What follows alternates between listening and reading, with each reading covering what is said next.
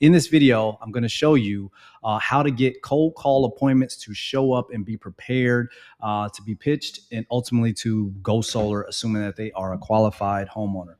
So let's dive into how to actually get appointments that stick. So this is a part two, if you will, of another whiteboard video. So if you haven't watched that one, I suggest go watch that one. It'll tell you how to start to finish, take a cold homeowner through the process of getting them to book. And then again, in this video, we're talking about the moment in the call where we've already gotten them to say, yes, let's go ahead and set something up for tomorrow. Yes, we can actually set something up for today. So in that point of the call, what are we saying after that to qualify them, to build rapport, to put urgency and excitement around them meeting with us for that call or for that in-home pitch? Let's dive right into it. Again, if you haven't watched that other video, watch it. This is where it tailors off, and then we go right into booking appointments that stick. So right off the bat, again, right to jump into that call, we've got that homeowner to say, oh, perfect. We can get that savings report tomorrow at 6 p.m. works, or tomorrow works, day after works, whatever. One thing that I want to note going right into this is the power of giving two options and making them yes and yes options, right? We never, ever, ever say at this point, so did you guys want to go ahead and book an appointment? Is it okay if I go ahead and book an appointment with one of our consultants for you? Which is something that sometimes I hear doing call reviews with new reps. When it comes time to ask for the business, they're not assumptive. So we always want to be assumptive. We want to give options, but we want to make both options basically in our favor. And when I say in our favor, we have the right to think that way because we know and we believe that the product that we're putting before the homeowner, if it makes sense for them, is going to make their life better, is going to put them in a better situation in life than where they are now.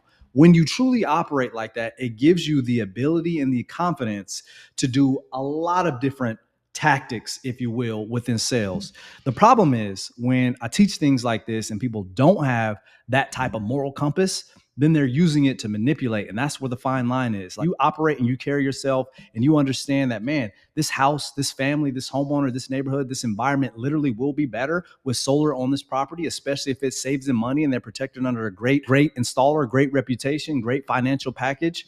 When you really think they're going to benefit more than my commission, and that's why I really need as many people as possible to take a look at this thing, and your results of your previous customers prove that to be so, then you can operate and you can do things like that. Again, if that's not your company, not your environment, I would suggest that you change that right away.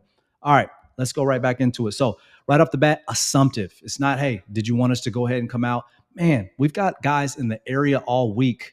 Would tomorrow or the day after be best? Homeowner says tomorrow. Perfect. Are you and your spouse usually home in the morning or in the evening? We're going to ask about the spouse later. But again, if I'm saying multiple things over and over and over, is because you need to on a cold call. This is not a person who've talked to you or your company before. So a lot of the things have to be said multiple times so that they can remember it later. So repetition is actually a good thing and a necessary thing. So two options, not open-ended questions, assumptive. We're going right into it because we have this assumption that if your bills are a certain way and if your roof is a certain way, you need this. At a minimum, you need to look into this thing, and you're making a massive mistake by not even considering if you do have those high bills and if you do have a great roof, right? So after those two options, homeowner says, yeah, me and my wife, me and my family, we're usually home in the evenings right around 6:30. Perfect. Obviously, I have your number here, but I just want to confirm that this is your cell phone and that the consultant can text you that confirmation within the hour. So another thing that we're doing in this moment is we're confirming that they can also receive images, right? We know at some point, especially if it is a virtual consultation, that we're going to need to share images with them. They're going to need to send us bills, photos of their home. We're going to need to send them designs, screenshots of warranties, screenshots of certain sections of the installation contract and warranties and all that type of stuff. So we need to know on the front end, a part of their customer avatar is their mobile phone capable of doing these things, right? Not only is the mobile phone capable, but are they likely to do it? Are they the type of person that does this? One of my biggest things about remote solar period that I get often is when people talk about Zoom versus phone. It's in my belief that phone is so much more easier to get someone to agree to as far as a solar appointment. And then it's also easier to get them to purchase because the learning curve, think about it this way. When we pitch a cold homeowner, they're here. They don't have solar. We need them to go solar. There's things that they need to learn and do along the way in order to make solar a perfect fit for them. When a homeowner is here, every word that we use, scenario that we use, and thing that we need them to do is either going to get them closer to solar or further away. So if we're making them, I need you to email me this bill, and the guy's a little bit older, he doesn't really do email. He has, for what he does for work, he doesn't have to mess around with it. We need him to email the bill, and then we're going to ask him to jump on a Zoom. We're getting him further away. The problem with a lot of you is not only are you doing that, even in your pitch, you're using so much solar jargon that they don't really understand. And so everything is actually getting them further and further away, even if they agreed to the appointment just to get you off the phone. So think about that. Quick rant, but every word that you use, it needs to really be on a 6th or 7th grade reading level, because that's where the average American reads. So when you're communicating everything to them, they need to be able to grasp it like a 6th grader. So you need to practice your pitch and making sure you're not using solar jargon, that if they are very friendly with their phone, that they can do some of these things. And if they're not, you need to have that built in to how you're going to be able to basically get this whole process done remotely, right? So confirm that they can receive images and that they will respond to the confirmation text. Perfect. Double confirm. Hey, all right, awesome. So you guys are good. I'll have the consultant send you that text confirmation when we jump off here to confirm that time. Have you guys down for tomorrow at 6:30, and we're actually going to go ahead and set you up with an in-home appointment. Now, here's where we're going to use this reverse psychology scenario, if you will. This is really good for stapling that confirmation down with the homeowner. All right, perfect. I've got you guys down tomorrow at 6 o'clock. But also, man, hey, I know I called you out of the blue. We do take care of a lot of homes in that area. But again, you and I haven't spoke yet. So I know life happens to us all. Hey, Robert, Mr. Homeowner, can you think of anything that might get in the way of us meeting between tomorrow at 6 o'clock? My tonality, my pauses, the way I said that question is so important because it conveys seriousness to that guy. It makes him really assess if he's going to show up or not. Man, I know I called you out of the blue. You never heard of my company, and we haven't spoken before. We got a great reputation in the area. Over the last couple of years, we've done X hundreds of installs, right? But I mean, again, I know I called you out of the blue. I know life happens to us all. But can you think of anything that might actually get in the way of us being able to meet tomorrow at 6 o'clock? And then the second they go, no, actually, be good. Me and my wife, whole family's going to be here if that's okay. But we're usually home in the evening, so we're all good, Rich. Perfect, man. I'm really glad to hear that. Here's where we use the reverse scenario, because I'd feel like a really bad person, Mr. Homeowner, if we said that we were going to show up to your house tomorrow at 6, and I know you work in the day and you're off, and that's dinner time and that's family time. And then here I am saying that we're going to show up and potentially have this thing that's going to help you guys, and then we don't show up at all. I'd feel like a really bad person if we set a time aside that you agreed to and then we didn't show up. So I'm really glad that you guys are able to make it. So, and then I'm going to go for it. But those two statements alone are so powerful. Please don't skip past them. Double confirm. I know life happens to us all. And then the reverse psychology. I feel like a bad person if I didn't show up.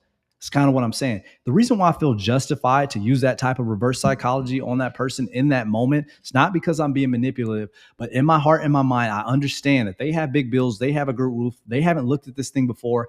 And I know that I can put them in a better position than where they are now if this thing makes sense for them. If you're not operating from a place of that and you're focused on your commission more so than that house, then you're using manipulation tactics. So I want to stress that is a difference. And if people in your environment are totally okay with that, they're okay with permit poaching, they're okay with just getting that person to sign anything, because it seems like a lot of organizations are like that right now. Don't even watch my videos, man. I don't advise that. Again, this is not manipulation. This is what people use when they know that their product is actually good for people and that they could actually put families in a better situation. Awesome, Mr. Homeowner. Let's keep it rolling. Next, we're going to gather some of the last details. Obviously, I've got you on the phone now, but I want to make sure that this, again, is the best contact number for you guys, or if there's any other numbers that you'd like to add. None? Awesome. Perfect. Again, what was the electric provider that you're currently with? The reason why, obviously, we want to get that. We're going to go into the bill and all that other stuff. I want to confirm familiarity. Oh, man. Oh, perfect, dude. We actually work a lot with Reliant. They're one of the most populars in the area. We've done a ton of different projects with them, so we know all about how they work. Familiarity. Again, you have to understand they don't know you. Solar seems very, very good. It's logical. All the logical sense is there. You don't pay anything, you get less expenses. It helps you, right? So the biggest reason why people don't do it, can't do it outside of the noise is the fact that the person on the call who set the appointment didn't have any relatability.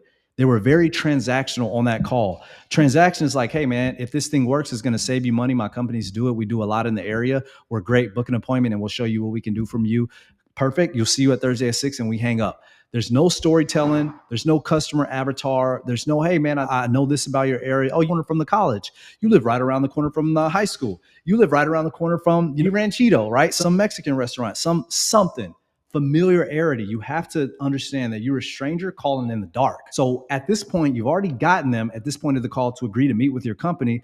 So this is where the rapport process starts. The rapport is not on the front end of the call. The front end is it is transactional, but this part when we're going down these questions, right, and qualifying them is basically what this part is. You have to give the rapport and the relatability in here. I said this 1,000 times. Homeowners will associate the appointment with the feeling that the setter gave them. So there's so much that goes into this part of the call, right? If they're going to show up, they're going to show up because the person made them feel good. They made them feel like they understand them because they talked about their avatar. They made them feel like they were a trusted authority because they knew the utility provider. They have a lot of work in the area. They understand the area and how solar actually they understand the area and basically everything around going solar for them, right? That is an important thing to convey at this point in the call. Do not go down these questions and just check the box and then get them off the phone call because you're not leaving an impression. You have to leave an impression. No, you don't have to talk to them for 30 minutes and give them everything about you, but you have to leave a feeling with them to some form or fashion. Again, it's more art than science. I don't have enough time to dive into all of it on this call, but just take note of that. And I promise it alone will do you justice. Next, this is super key because percentage of grabbing the bill on a cold call, it is very low for all of us. But for us, it's a little bit better when our setters are doing this part properly.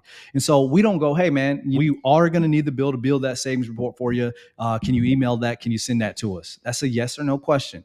And most homeowners, I'm going to tell you what's going on in their mind at that time. Again, backtrack, look at the whole scenario from an overview. You're calling out of the blue, you're cold calling, they don't know you. Solar sounds good. So they're like, okay, we see it. Our neighbors got it. We can check that thing out. At this point of the call, just I would argue on the doors too, the homeowner's getting this litmus test where they go, oh, I got to send this stranger potentially some personal information. And that's where they get a step back, right? Then they go, oh, wait, actually, oh, there's the scam. There's the potential scam. And then they don't say it out loud, but in their brain, they go, what's on my bill that this person could scam? They could steal my identity. They could sign me up for something that I'm not aware of if they have a picture of my bill. That's what's going on in their mind. So in this part, you need to assumptively guide them to getting the bill to you quickly with an explanation of why you need it that alleviates the fears that I just discussed, right?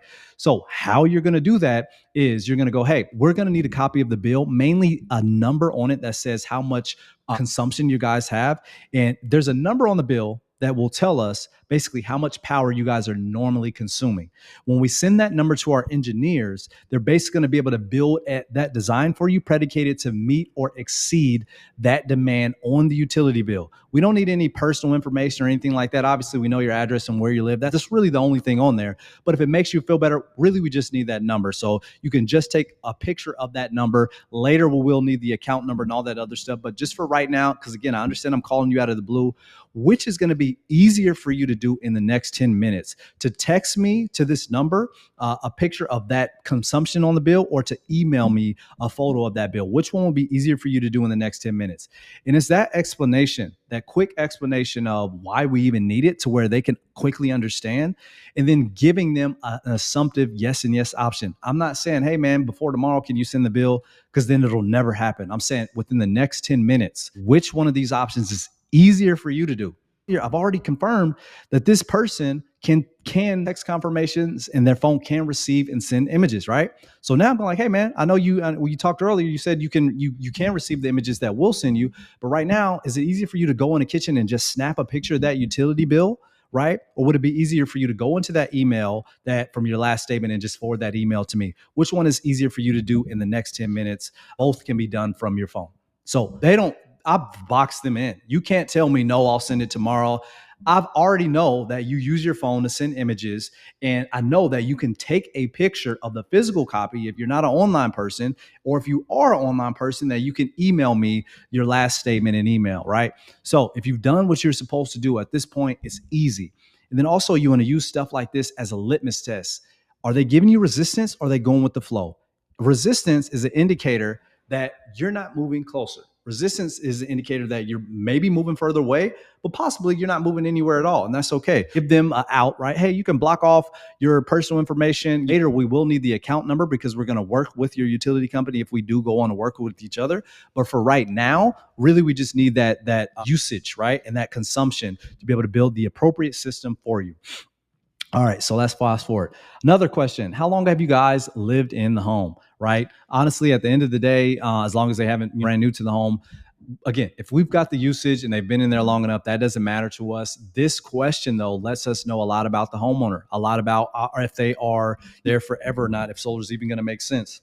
Also, an opportunity to build rapport and give the slightest relatability on the call, which is what we need to get them to show up, to trust us, and ultimately to purchase from us, right? And so, oh man, let's assume in this moment, homeowner goes, man, we've been here for 11 years. Oh man, 11 years. I've only lived in my place for 1 year or whatever, and I've seen the area change so much. So much development. It seems like every time I turn around, there's a new apartment building being built, right? But hey, what do you like most about your area? What's been the biggest change in that area over the 11 years that you've been there? Right? It's not a surface question. I love to ask questions that is really hard for people not to answer, that are not like yes or no. You like the whatever their football, the San Francisco 49ers. Oh man, avoid that, dude. They hear that all the time. And when you ask surface questions and make people think that you're just that you think they're stupid, that you're trying to get over on them. That's how surface questions appear in a sales conversation. You have to give them questions that are outside of what they would normally think, because you need to interrupt the pattern. They already think that you only want something from them. So you need to take them out of that thought process as often as possible by showing them you're different, showing them you're the authority, showing them that you're there to serve them, and showing them that you care, right? So at any rate, and then showing them by you're different. At any rate, let's move forward. What was your highest bill in the last 12 months? I'm asking about the highest bill so that I could tap on pain or initiate pain. The biggest things that reps struggle with, they think that everybody sees their $300, $400, $500 utility bill as pain when they don't. Some people, it's not really painful for them, so they don't have that pain. And we think that the second they go, the bill's $390, that they're going to be like, oh, I want to change that and I can't wait to go solar. Nah, they're so used to paying it, and they might have the income where it doesn't phase them. So it's not a pain point. So you need to initiate a pain point by so many different ways. If you're operating in a way where you're mentoring their customer avatar and you understand the pain points of someone who is about to be retired, right? Or is already retired, someone who has a working family, someone who is a young homeowner, a new homeowner. A lot of the customer avatars, again, if you haven't watched the customer avatar video, go back and watch that. But if you can convey and show to them that, hey, man, I understand exactly who you are, right? Not only do I understand that, but the Johnsons, who I worked with, who are also in the area, they were also, right, having a big family, a family of 4 or 5. And when they looked into this thing, they thought X, Y, and Z, and we were able to show them A, B, and C.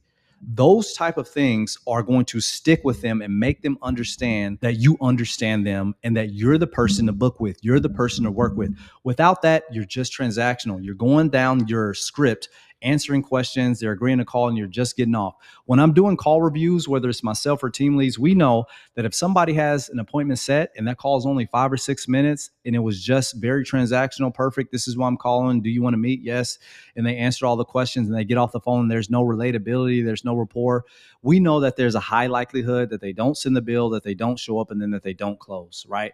But when the opposite is presented, we know a high likelihood that they're going to show up, that they're going to send the bill within half an hour, and that they're going to close. The appointment is an extension of the set. The set is the most important thing in solar, right? Outside of working for the right company and having the right systems and organization, if you can't set right, nothing matters, right? It is where everything starts. Setters are the front line. Setters are the blue chips of this thing. Without setters, nothing happens, right? Without sales, nothing happens. No company can do anything without sales. Sales are the most important piece of any company, right? So anyways, let me not rant, get you guys out of here quick, right? So let's move on to the next question. What type of roof do you have, right? You are or should be a home improvement specialist. You don't want to get in the weeds when you're asking this stuff. Again, this is for the closer. If you're not a closer, if you are a closer, obviously it's going to be important. For us, what we see is around 33% of our projects need roof repairs or roof replacements. So as an owner, I found out years ago how much money I was leaving on the table by not being able to provide an opportunity to reps to get extra commissions on roof jobs. And so everybody in solar, man, roofers are missing out by not slanging solar, and solar is missing out by not partnering or providing roofs in a way that is bringing in additional revenues to their company. So at any rate, we track all of that.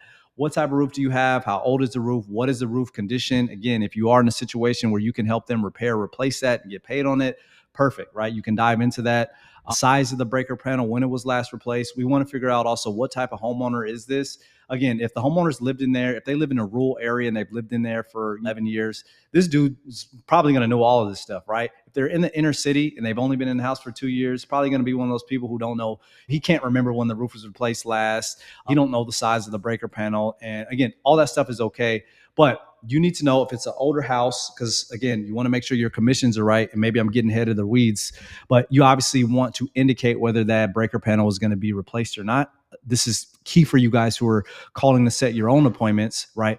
You need to indicate when you're building that proposal, even if you think the breaker panel needs replaced. If it's over a 10 kilowatt, assume it. If the house is old, assume it. If the homeowner doesn't know, assume it. That way, when you calculate your commissions and then you finally get paid out and it's $3,500 less because of an MPU that was thrown on at the last minute, you're not disgruntled or SOL on that commission, right? So let's move forward. Just a ninja tip there. Are you married? Perfect. If so, you want to confirm, obviously, that both of them will be present.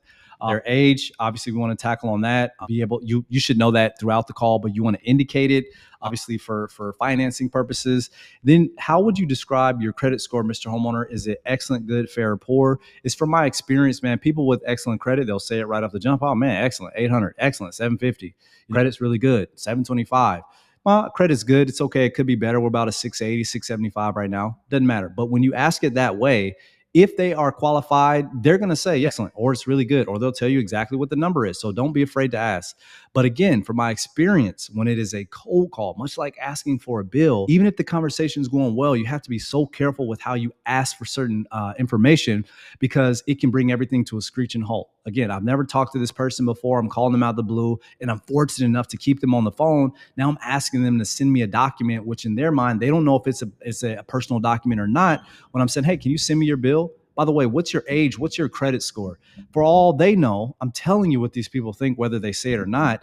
They think that this person is scamming them, could steal their identity, right? These are things that do happen every day.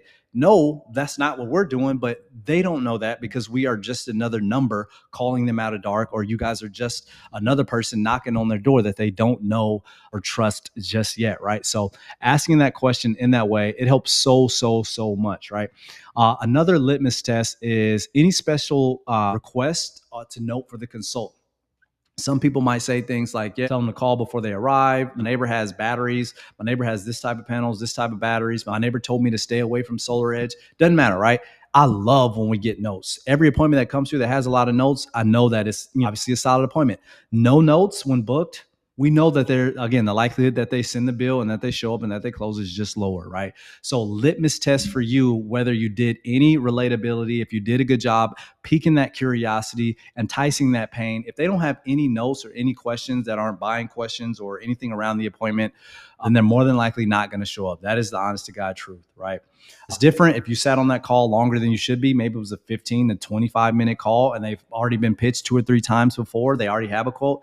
That's different. They know what they're looking for. You don't need to be on that call that super long. You do need to have likeness, relatability, familiarity on their area, their utility company, and who they are as a person. Again, customer avatars. You have to talk to that emotional side because the logical is already there. Everybody isn't aware of their pain yet. They need to feel heard. They need to feel understood, and they need to feel like they're working with the authority. I know the area, man. Oh, I know where you guys are. You guys are in that cul-de-sac, but you're right next to the community college around the corner. You're right next to that high school, right? You guys are right next to the library, right? All of these tiny little things, when we're cold calling in cities that some of you have never even been in, they are important. So it is worth your time to understand where you're calling. I don't know how you set up your lead list or your data, but we do it in a way where we can download the appropriate information ahead of time so that when we're qualifying these things, because again, setting the appointment is one thing, getting them to show up is a whole nother thing. This whole second half of the call, it is a different part of the sale. Closing is one ball game. Setting is one ball game. Confirming and solidifying appointments, in my personal opinion, is also a different skill set. So we want to make sure that obviously setters are really well versed on this part. Some people are really good on the first part, and then they're not so good on this part, right? So we want to make sure that we're really well rounded on the phones when we're setting. So, litmus test. Did they have any questions at the end? If they didn't, man, did I do a good job? Where did I go wrong? So, we want to recap before we let them go. Confirm that they will respond to the consultant's message. Now, I say that for you guys who are calling to set your own appointments, my advice to you is that when you're setting to be a full-time appointment setter, hey man, my job right now, I'm just in the scheduling department. I know there's many ways that people normally, pay for their solar system or finance or lease their solar system, and the consultant's going to go over that with you. But my job today is just to see if scheduling it even makes sense, and if so, we've got people in the area all week that we can go ahead and drop off that report to you here pretty quickly. But the consultant is the one who will go over all that stuff with you. Even if you're the one meeting with them, you need to have that angle, that element, right? And let them know, hey, sometimes it is me, but in most cases, I just do this part. But I could also be the one to help you out that day. But for now, my job today is to go ahead and set you up with someone else. And again, I'm saying that I might be the one, but it's probably going to be someone else. So when I call later, and it's like, oh man, yeah, I'm the one that spoke with you. I'm actually going to be the one working with you today. Who would have thought? So perfect, man. I don't have to send you with anybody else who haven't talked to you. I already know, area and yada, yada, yada. Then you put on your closer hat. But you need to be so one-track minded when you're doing one thing, not doing another. If so, do that, and I promise you'll give a better setting experience, and then you won't accidentally mess up your closing because you said too much, and now they feel like they know too much and that they don't have to show up, so on and so forth, right? So confirm the confirmation text or call. And then one thing that we're doing there is we're asking which they prefer. All right, so it's at this point we always have the consultant confirm right after this call. Is it best for you to get that confirmation call via text message or via phone call? Which will be better for you? The consultant is going to reach out within the hour, right? And so we need that to happen. We need them. We don't want to put it on them and tell them he's going to call you when they're like, I'm going to be busy. I'm not going to respond to a call. Most people just say, oh yeah, we're going to have them reach out and confirm, and they don't make sure that that person wants to be reached out to in that manner. So again, I want to go with the flow. Hey man, what do you want? If you tell me text is best and I have them text you, then and you don't respond, that's a whole different story. So at any rate, again, make sure that you're reaching out to them in the way that is familiar with them and that is comfortable for them, and that is going to give you the highest likelihood of getting you the results that you desire. One final piece that I want to touch on that has to do with a lot of the questions, man. The biggest, I don't want to say the biggest gripe, but my biggest thing with doing virtual is I am 100% in vote for the phones. Again, straight line. If our homeowners don't normally use Zoom, they don't normally send text messages at all or text messages with email, you need to have your processes adapted that goes with the flow and not against it. So think about something. Solar, for most people, they're only going to buy once, maybe twice in their whole life. They've never done it before for 99% of people in our country. So when you are approaching a cold lead, everything that you say or do, again, is moving them closer to going solar or further away. So when I get our ideal customer, they are boomers, they are a little bit older. When I'm like, hey man, I need you to send the bill, text me a copy of the bill. Guy doesn't text. And then you know what we're going to do tomorrow? We're going to jump on a Zoom. Guys, like, the hell is a Zoom? So you're putting all these pieces that are moving further and further away. And then the entire time you're using solar jargon that they don't understand. Yeah, man, we need the usage in production. We're going to build a system design, and we're going to use 420 watt panels, and we only use in-phase inverters, and we're going to be able to give you an app that's going to monitor. Dude doesn't know any of those words. And so they're just going to tell you that they're not interested. Whole time you made them feel like it wasn't for them because of the words, the things you needed were all the way here. You are doing that because solar is going to be good for them, but you still have to meet them where they are. That's why I'm a firm advocate for all scripts need to be created and all salespeople need to communicate in a 7th grade reading level, because that's where majority of Americans are. So when you want to present something new to someone, they need to be able to stay with you the entire time. And every word that you use that they don't use in their daily life, especially when you need them, when you're trying to get them to purchase, just going to get them further away. If I have to do more things if I have to feel like I have to jump through all these hoops just to get a quote, dude, good luck. You want me to download a new software that I use? You don't know if I'm tech savvy on a computer. If I have a laptop, I need to download this. I need to do all this other stuff. Never mind, dude. I'll just stick with this $300 bill because I don't have time for this stuff right now, right? So again, when it comes to cold calling, getting people to show up, everything that I just discussed, the questions, the relatability, the rapport, they're all so intentional, and they produce vastly different results, from booking appointments to having appointments show up and then to ultimately being able to sell. Again, the appointment itself is an extension of the set. The things that we say, the way that we make them feel, and the things that we get them to understand at the set the tone on whether they're going to close or not. I like for our setters to, when they're off the phone, they have that relatability. They've shown them that they understand the customer avatar. Last people that we work with in your area, Mr. Gonzalez, the Gonzalez's, the McCoys, they were also like you. They were preparing for retirement. And when they were looking at solar, they thought it was expensive. They thought A, B, and C. And then when they sat down with us, they actually saw X, Y, and Z. I can't promise that it's going to be the same for you, man, but I do know because of your bills, because of your area and the utility provider you work with, much like everybody else in that area, it's at least worth you looking into, right? So I hope that it does make sense for you. But if it doesn't, man, at least you finally looked into it, right? Curiosity. I need them in an element of curiosity. I need them on the edge of their seat. Everybody else is saying, oh man, you got a great roof. I know I can save you money. I don't want to say that to them, because if they feel like they can get it whenever, why would they have urgency to meet with me tomorrow? Right? If everybody's saying, yo, you're perfect, you are going to stand out so much by saying, yeah, you do have high rates and a good roof, but that doesn't mean that it's going to be a good fit for you. We won't know until we sit down and look at everything. Look at the savings report. Look at how we can get the panels on the roof. And if we have enough visibility of the sun throughout the day to get the production needed to make this thing even worthwhile. We operate different from other companies. A lot of guys would like to tell you, oh, you got a great roof, perfect, we can get you solar. But to be honest, that's not always true. You stand out so much more by being different and keeping that element of curiosity. That pullback might not be a good fit for you, man. But hey, we're in the area all week. You've got good bills. You have high rates. You've got a great roof.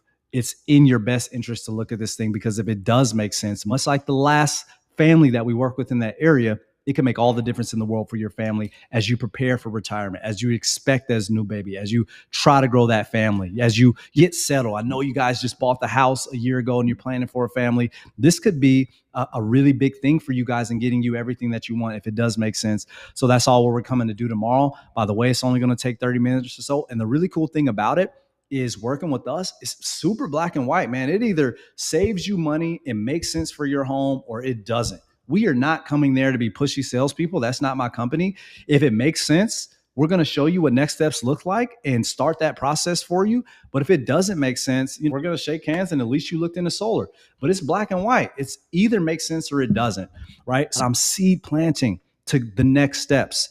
We're going to take a look at contracts and what it takes with the utility provider and go ahead and get the process started if it does make sense, because it is going to be super black and white. Then if it doesn't, again, man, no harm, no foul. We're just going to be glad that we looked into this thing. And then also, you don't have to wonder the next time someone knocks on your door or calls, you can already let them know that you've done that whole thing.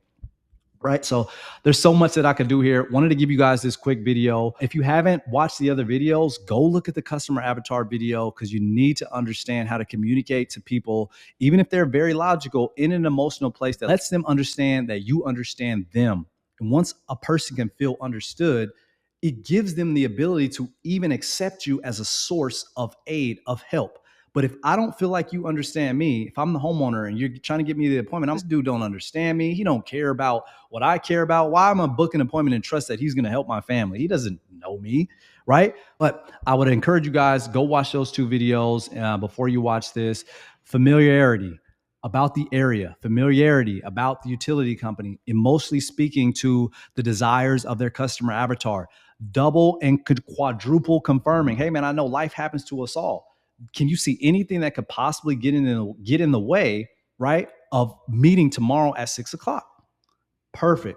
I'm glad that we're going to be able to meet. Because you know what? I feel like a really bad person if we asked you to sit out this time, and then I know after a work day for you guys, that's dinner time, that's family time. If we asked you to sit still and wait for us, and then we never show up, I'd feel really bad about that. Time is the one thing that we can never get back. So I appreciate the time you've given me on this call. And I even more appreciate that you trusting us to hopefully be able to come over to your home, be respectful, and to be able to show you something that is going to be able to really help out the home and really help out the family. So I really want to thank you for your time on that piece, right? The way I use my words and the things that I'm saying, you can say the same exact thing, but if your tonality, your pauses aren't the same way, it's going to give a totally different outcome. At any rate, guys, if you don't have these type of format, these type of training, need Cold Call Solar Pro so that you can have that in-depth analysis. And I will say on the last part, the biggest thing I talked to so many people was like, man, I'm tired of the doors and I tried virtual and you're not getting any answers, or I tried outsourcing. I tried to build a little call center. I hired a couple VAs and I just got no appointments. There's so much intentionality and training with scripts that most people just don't have, right? But even before that, dude, the data, the leads that you're getting, the settings in your dialer. This is not the doors. It's not knock on a door and you immediately be able to talk to someone. The power of the phones is to 10x, 100x reach people, more people than you can on the doors. It needs to be set up properly. You need valid leads. You have to have the right dollars with the right settings to even get an opportunity to people to answer the call. Otherwise, if you're calling and it says spam likely, of course they're not going to answer, right? So again, if you are cold calling and you're like, man, I'm good with people, I kill it on the doors, but I'm just not getting conversations, I'm not getting answers. Your settings might be off. You might have bad leads. It's not your appointment setter's fault. It's not your fault. It's not that virtual doesn't work. It's just that you need to be trained and you need the right processes to make sure that the things that you're doing are actually giving you an opportunity to talk to people. And so Cold Call Solar Pro will give you all the ins and outs of how to set all of that stuff up so that the numbers you're calling are actually showing up on that phone. And then when you do get an opportunity to talk to people, saying the right things to the right people that are conveying familiarity, that are conveying authority. We work in the area. I understand your utility company. I understand your family, man. You remind me of the other family that we work with in the same area. They also didn't live far from X, Y, and Z that I talked about earlier. All these different things are going to leave a particular motion, AKA impression, on the homeowner that is going to affect whether they send that bill, whether they show up, and then ultimately whether they close. And if you're not getting that as a broker or from your company, again, Cold Call Solar Pro, my course, there is obviously a link booked for that so that you can get that help. That's all I got for you guys today. I hope this video was super helpful. Again, more whiteboard videos coming on the way. I will see you guys in the next one.